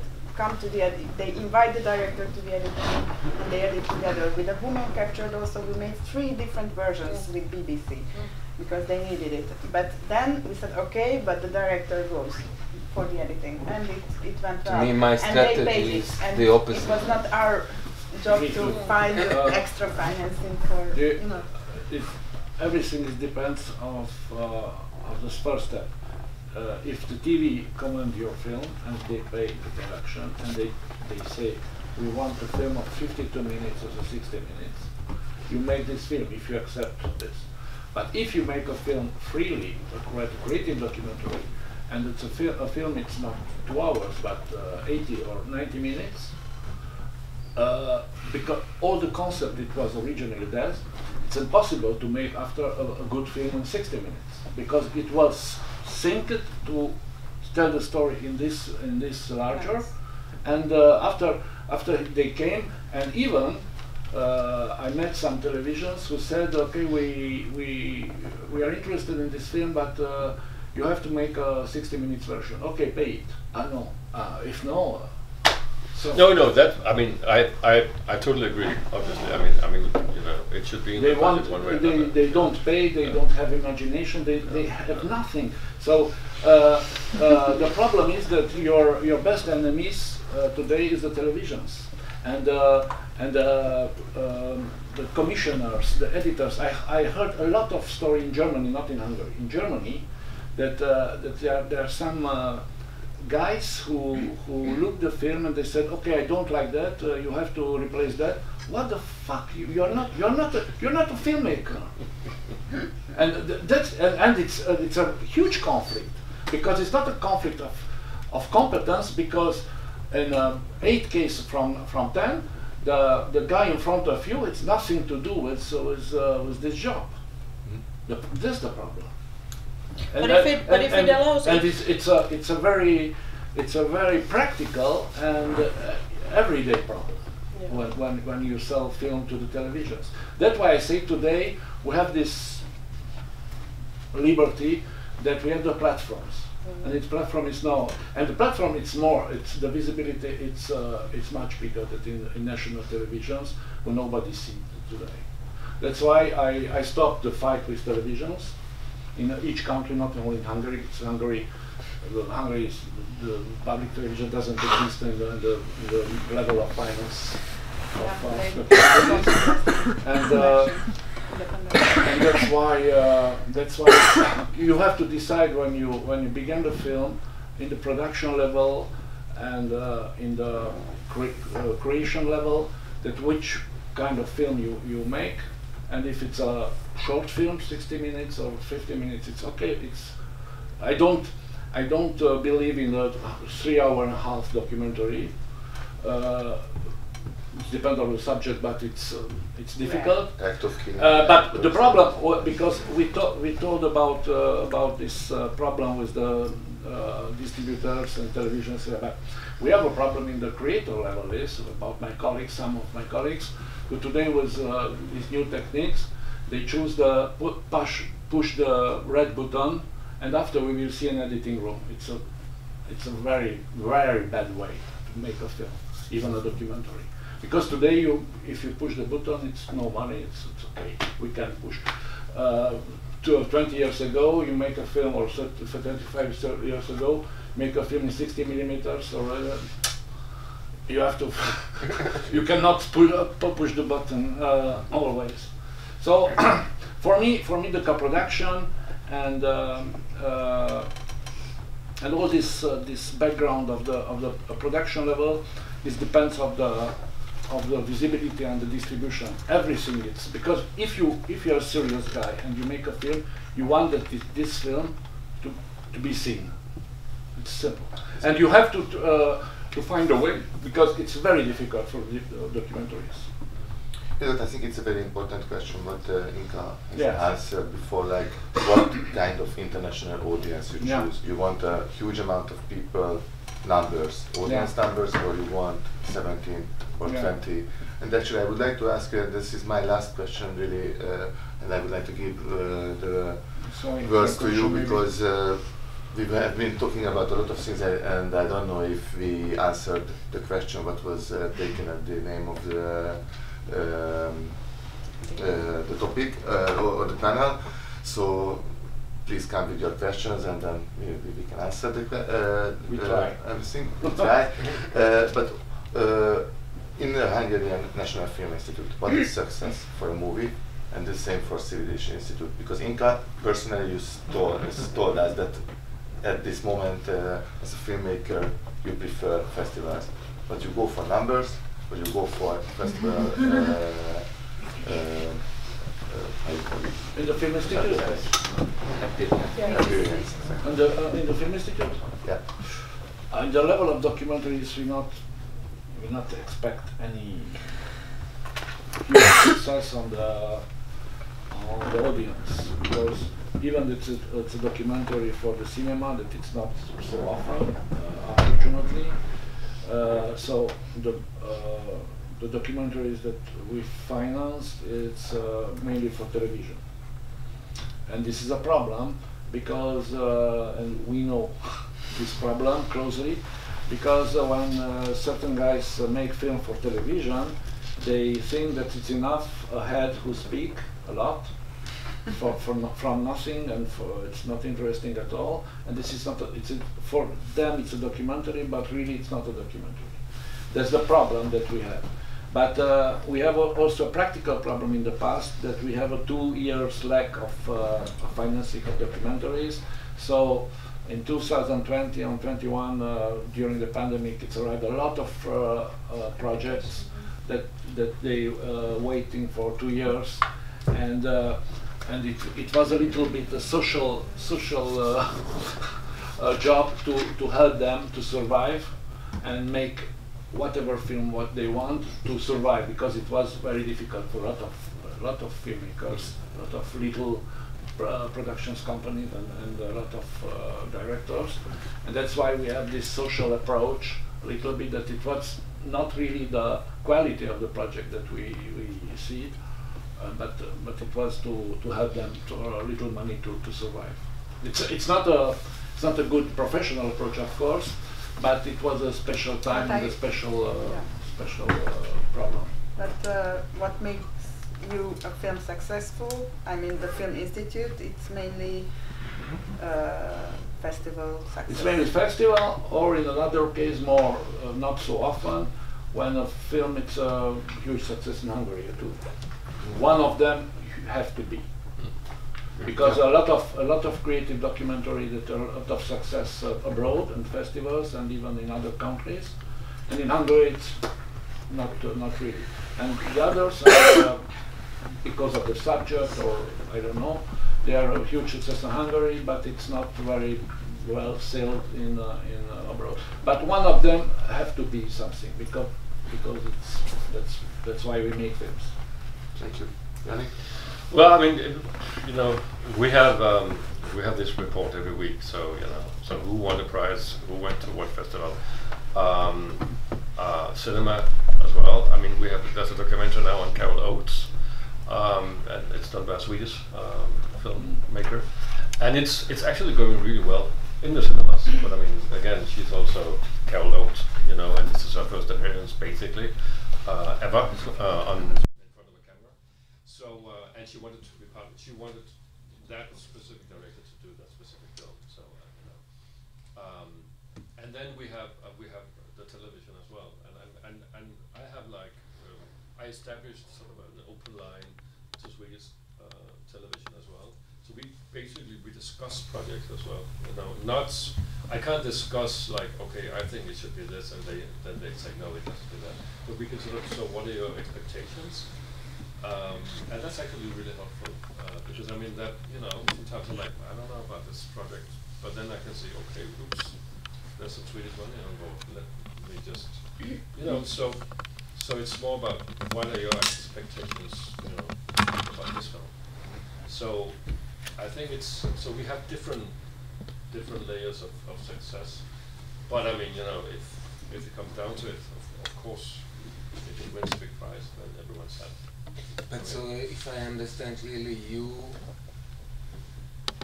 on a daily basis or a weekly basis deal with the film, you speak to commissioners about who are on board, and then you are a creative partner in a way, or you nurture or deal with the film throughout the making. Absolutely.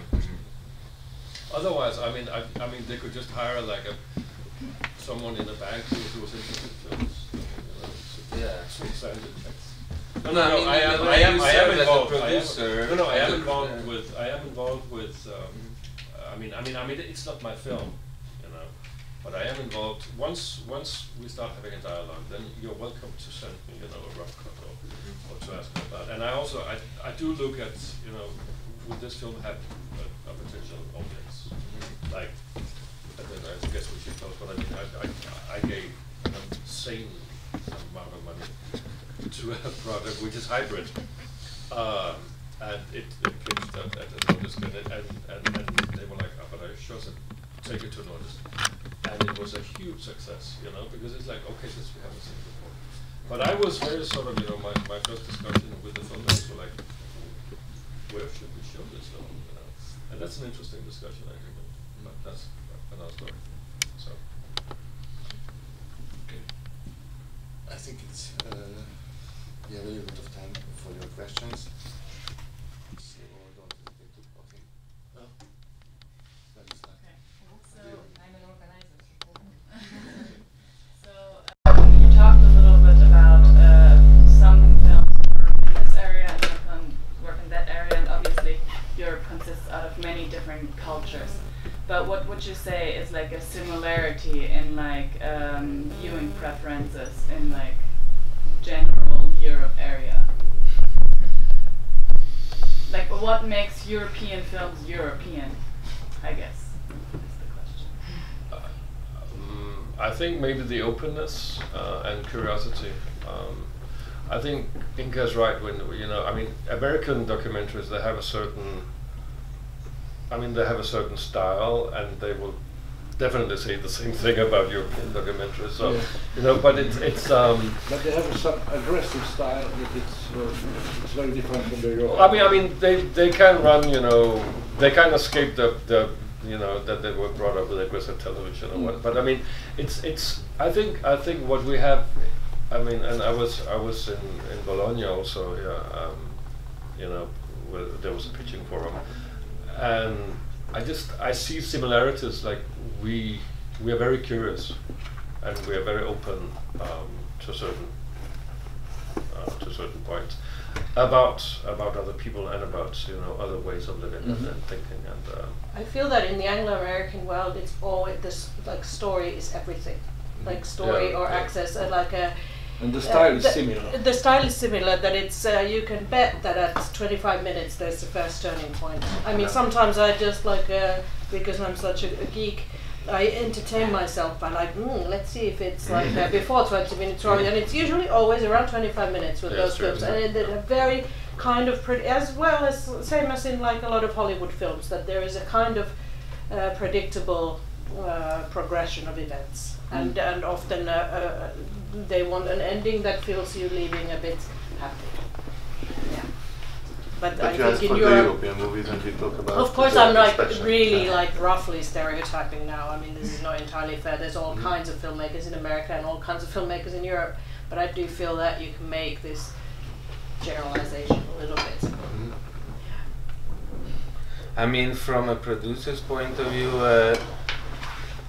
again, compared to America, we don't necessarily have to prove our film on the market. So a US film, they don't have public broadcasters, so they have to produce something that's sellable. And in a way, it's bad for culture boards or that they have to invest something that doesn't have a direct return, but this also allows you not to have a pressure of making a commercial film, and so this would allow you to experiment freely and tell the film the way you want it, and you can make any of the film fans trust you, then you can go with your idea and finish it and then be tested at festivals or the audience later, and not to go for something sure at the beginning. Yeah. Talking about markets, would you say there's a kind of chance that European films are taking back the European market? Because I still feel like it's a lot of American movies, like what you've talked about. I mean, But streaming platform. But now you're talking about feature films. I mean, fiction. Any type of film that has been produced or comes out of from Europe. The only way that I can imagine that for documentary it's more difficult, but for the feature film it's the same. The only way that I can imagine that in Europe, because for example in France there's a huge fight from 30 years now for the market and to protect the French and European market. There's a lot of rules that Americans didn't like and don't like today, because it's a very protective laws for the cinema, for own French cinema and European cinema. In European level, in Germany it's totally different. It's free, so it's American domination. In Hungary too, everywhere. But the only way that I can imagine that we can do it, and we have a project in the European community, at the European Council, we have a project of that to make one or two, not so many, but one or two huge European platforms to be a real partner, or real other thing that Netflix and Amazon. It's the only thing that we can, because the problem is we not only lose the market in Europe, but we lose our own audience. And the European audience, we lose it from decades. It was because the Americans, they have a style of life and work. The film industry is the second biggest industry in the US after the weapons, after the arms. It's normal that they do a lot of money with that. It's his genius things of to make films, but we lose our audience. The problem is we still are creative in Europe, a lot of creative and very good filmmakers, producers, etc. But we don't have a room for show our films, not enough, and that's the problem. And we have to fight. It's a commercial. You know, you're very young, but in the 90s, after the political change in Europe, we have a big fight with the European. It's called the GATT Accords. It was the VAM. Hogy mondják? Custom problems. That because it was a French initiative during the Mitterrand presidency, that they said the cultural exception that still exists today. It's the cultural products are not real products. It's not like cars or computers or something, or pharmacy products. Cultural, it's an exception, and it was a huge fight. It's from 1990. It was with the American major company who want to invade everything for the free market into Europe. And it was a very political, very huge and rude fight politically, commercially, etc. with Americans, who are our partners in theory, but economically they are not partners. They want everything, and everything is cinema, and everything is the film industry too. So that's why we have a plan. You know, it's very complicated because the strengths and the weakness of Europe, it's in diversity. We are very diverse, and it's a good thing. And that's why our films are richer than the Anglo-Saxon or American film. But we have to reconquer our room in Europe. And today, in the 21st century, the only way for our industry is to have independent European platforms, strong platforms. This is the only, because with this we can recount our audience, and it will be good for the cinemas too later. But because today we are lost everything. And on this note, don't give up your day job. Maybe my question is more from a point of a first-time filmmaker. But you said a lot of examples what not to do, at what phase not to apply. And from a director's point of view, sometimes it's much more vulnerable, and you feel like you now have the access, then you won't have it, so you film a lot, but you don't have money. So I know there is like no recipe, and maybe it's more of first, of course, getting a producer, and then on that level that you spoke more about. But what is like an ideal level of being in a headspace as a director to apply somewhere, to have some footage, to be, because we talk a lot about being sure of your material, and I feel like I experience that it's a lot of times comes from shooting, being more confident. So I'm just asking, of course it's an open answer, what is like an ideal stage and headspace as a director. But you can also be not sure of your footage. Yes. Absolutely. I mean, I prefer maybe, if it's an early stage. But I think it's important that you know what film you want to make. Yes. Before. But actually, as an example, I would bring in Dorottya Zurbo's Easy Lessons. It was financed by the incubator financing of the Film Institute. I think we started to talk about this film like 6 months before that pitch. The original idea was to make a film about the young refugee people coming to Hungary, be in a transit place and then leaving Hungary. But we knew that we want to film in that location. Then Dori, she went there a lot of times. She met young people who left 1 week later and whatever. But what turned out that this facility didn't give us the access to film there. But there she met Kafi, the main protagonist. The main protagonist, and she filmed. So it was not with a DOP, with a big crew, whatever. She filmed 1 Hungarian language lesson with her,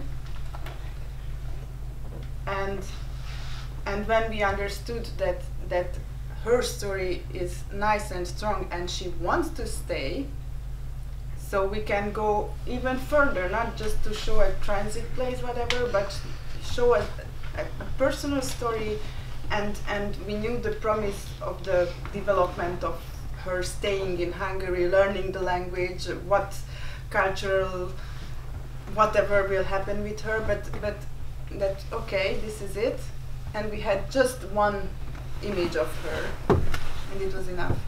And I don't know if you were there at the pitch or not, but incubator pitches for first-time filmmakers that Hungarian Film Institute gives, and usually there is 1 documentary, 1 first-time feature length. Feature length, yeah. So it's like 1 documentary, 1 animation, and 3 fiction films. And with this, knowing what we want to do with this 1 image of her, we won the pitch. The whole audience voted for this pitch. So and this is what also I think commissioners want, that show me, if you show this little piece of material, but it's strong, and then you can tell what you want to show and film and what is the promise, because in documentary you only have the promise of a story, of course, when you start. But what you expect from this, I think this is it. I don't know if you agree. No. I mean, and also also don't stress your film. I mean, that's also very important. Yeah. I mean, I get these. Don't force. Exactly, but in March I got applications like time's going to be like now development, then June production, then world premiere ITFA. I was like, I don't think so. I don't think you're not even going to be in production in November. And they're like, and actually they're not. I mean, it takes time, and not just financially, because but also it takes time. I mean, you know, it's a slow process to make documentary films. I would say, as you asked advice for first-time filmmaker, I mean, I speak from my personal experience. Everybody's different. For me, it has always helped to work with people who have skills that I don't have, contacts that I don't have, something that I can contribute to them and they can contribute to me, and also be, I mean, this sounds maybe a bit vague and hippie, but to feel good about working with that person, that you trust them. That's, for me, has been a really good combination, that I feel good about working, well, let's say, for example, with a producer, and that he or she has skills that I don't have. Then I will go forward and I can trust their judgment or advice also about my project. And so maybe as a first-time director, I would go with a more experienced producer who is nice to first-time filmmakers and a nice person to work with. I don't know.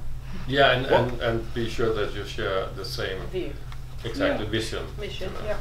One of the main things that I love this job is that the camera, and believe me, it's true, the camera never lies. If you can lie in the life with your love, in your work, politics, everybody lies. It's a lot of lies in our life.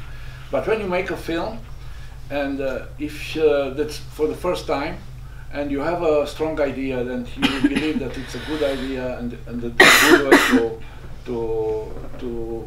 to start it, and you make the first footages, you will see that it's true or not.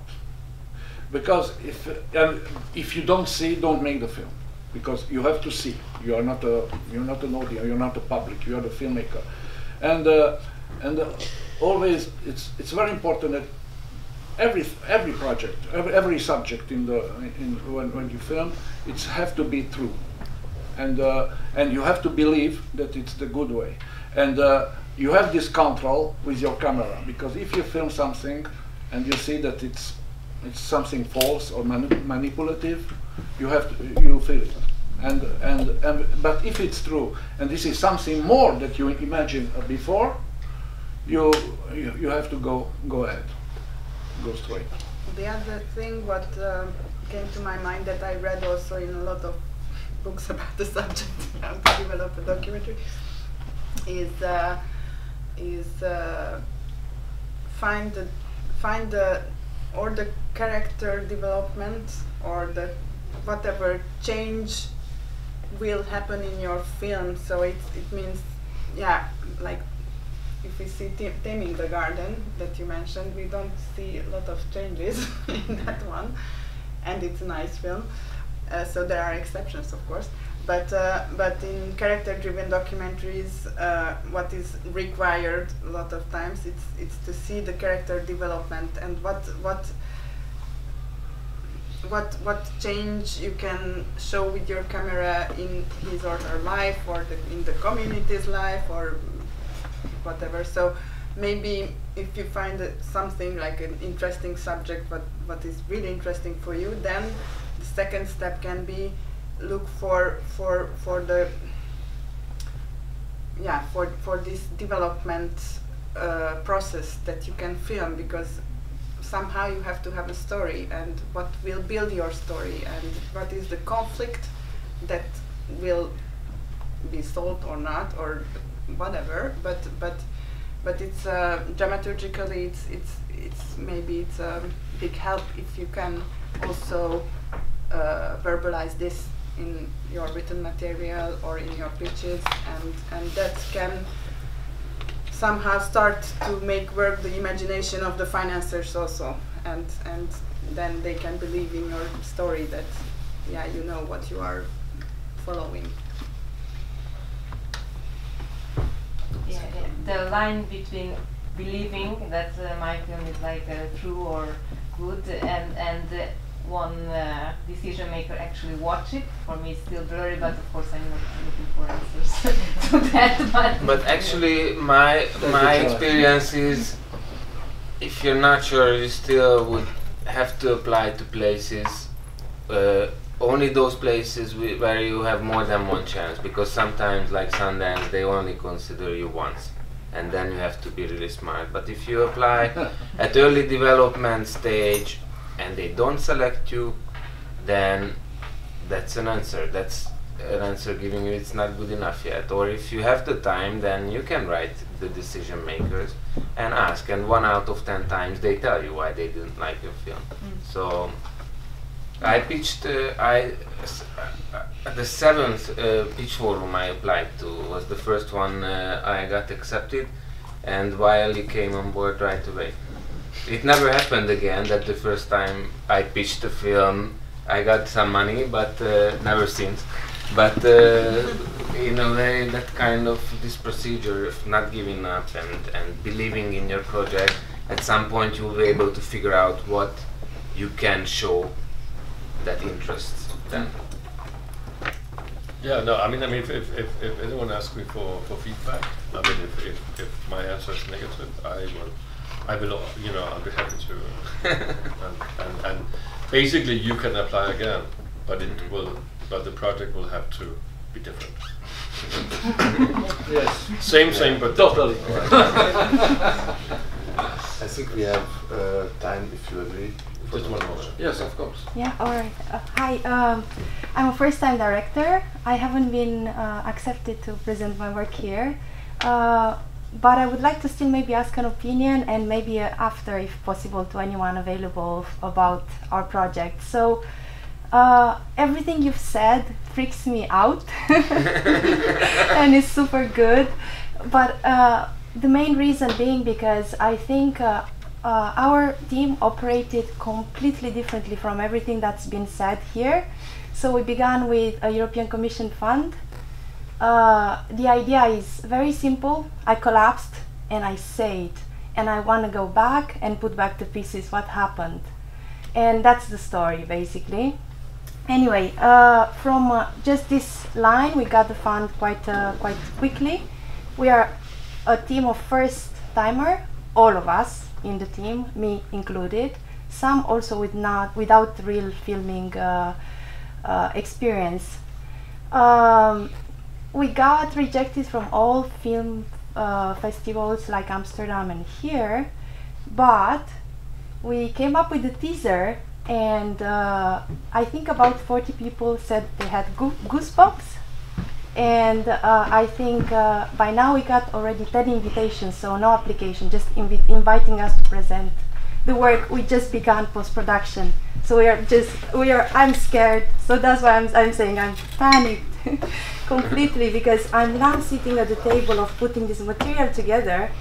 It hooked the audience that we targeted before we even began editing. We are rejecting from film festivals, so we are obviously perhaps differently alternative, or we didn't need you for the money, or we didn't need you for the production, or maybe that, yes, timing, all sorts of issues. But yeah, so my question would be, how should I take it? Because I'm feeling like I'm in the moment where I'm on the one hand a maniac. I love it and I believe in it and I cannot detach from it. It's also my story, so it means the world to me, that it makes sense and does what it needs to do in the world.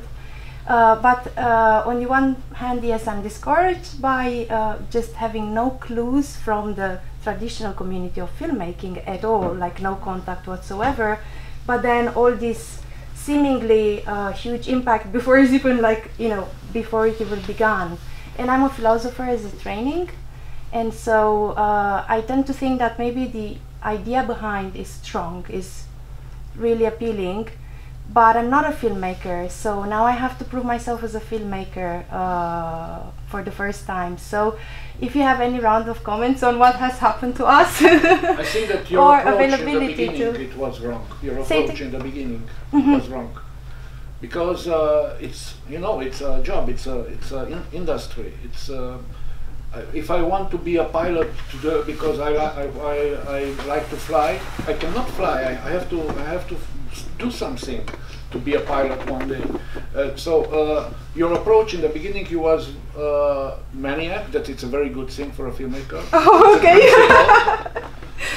to be foolish maniac. It's very good. But you were, I suppose, you were a little bit impatient for your film and for your subject, because that when I said that the approach maybe it was wrong, that you not prepare well. Because it's a huge adventure to make a film. It's not like this that I make it and where is the festival, where is the money? It's not works like that. Learn the industry. Yes. But did you send your This is film to festivals before it was finished? It was too early. No, so basically. Or just for pitching? Yeah, just for pitching. Basically, we only have a pitch, which is the teaser, and we had to make urgently the website because we are receiving too many invitations personally. So people are telling me when are you going to screen, and that you are saying you got rejections from festivals. Yes, but you didn't do the film yet. No. So then what is the question? Yes. So the invitations. Festivals you send your film when you made the film. No. Okay. So the invitations are coming from academic events, which is our target audience, primary target audience. Whereas to film festivals, I haven't applied for distribution yet. We are not there yet. We have applied only for events to get guidance, such as the Verzió this type of workshop. We applied for a similar one in Amsterdam. I think it's the biggest in Europe. And those kind of workshops where we only pitch, that's the structure, that's our timeline, that's what we do. You are not saying festival like screening the film, but pitching forums. Yes. Sorry for the clarification. Yes, thank you for the clarification. Don't be discouraged about ITFA. It's a gentleman's club, and it's a normal beginning, That's the normal way to begin to be a filmmaker. No, but some of the big forums, they select filmmakers they trust, topics that will work, and it's just really hard to pitch it to CPH, pitch it to ITFA without, as first-time filmmakers. You have to have a sensational topic, have a sensational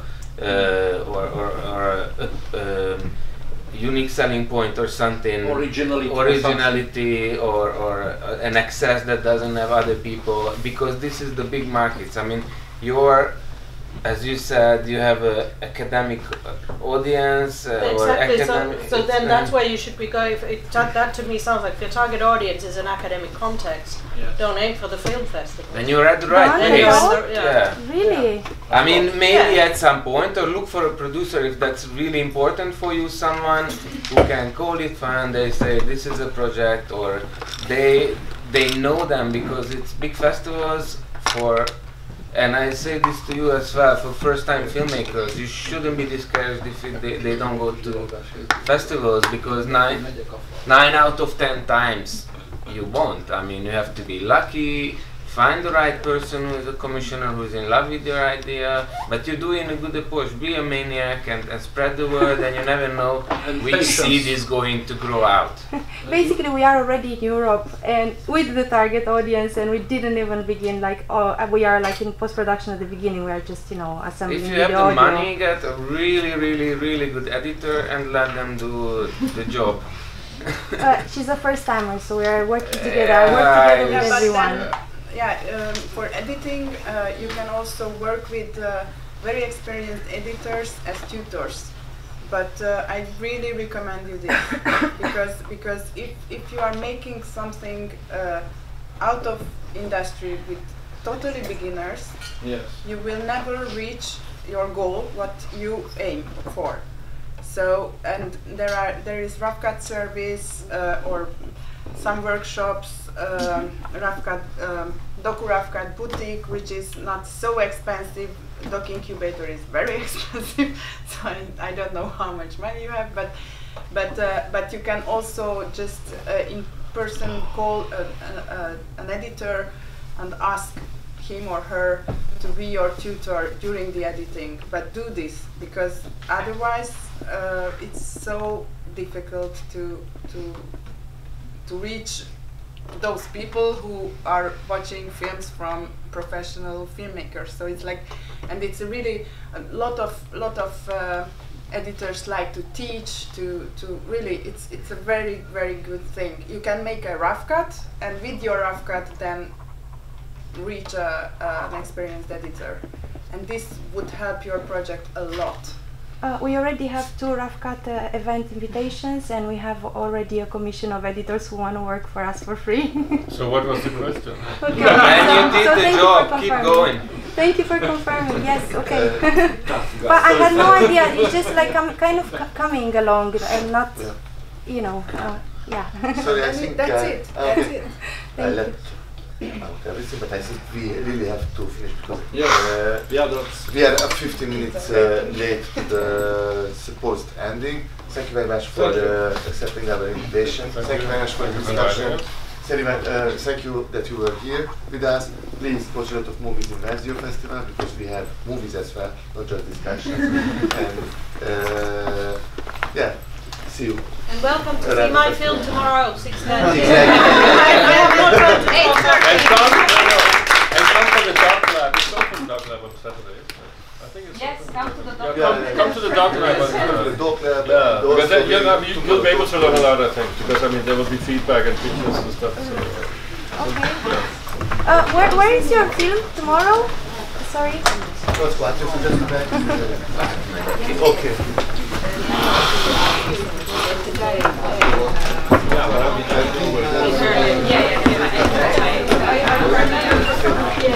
Otherwise, I mean, I think I won't be able to because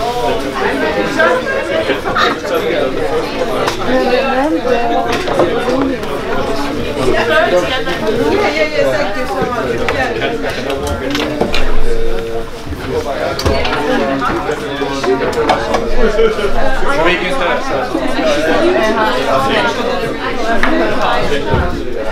Okay.